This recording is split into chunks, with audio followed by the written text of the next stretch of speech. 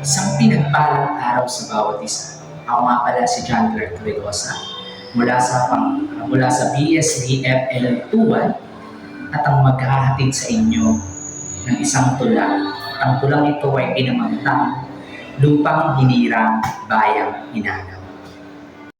Mga kababayan, ang pambansang awit ng Pilipinas.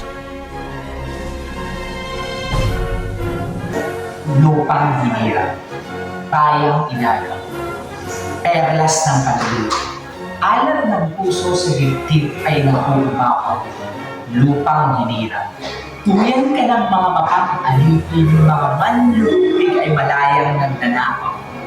Kailan tatanggapin ng mga mapang-alipin at magnanakaw ang sigaw ng katotohanan.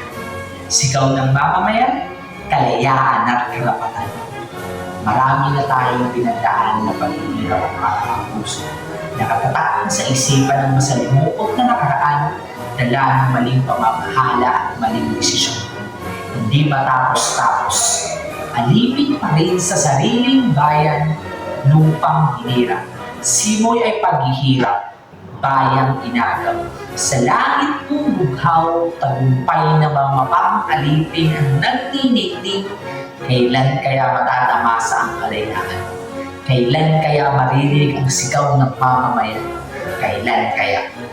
May kalayaan pa rin ba sa lupang hinirang kahit ito ay inagaw? Kaya ang sigaw ng mamamayan, ang pananatili at pagtanggap na hindi nalalaya ay isang pagkitil sa buhay na meron tayo. Kung wala tayong gagawin, para na rin nating tinanggap na hindi na tayo makakalaya pa. Tinanggap na natin ang katotohanan hindi nalalaya pa.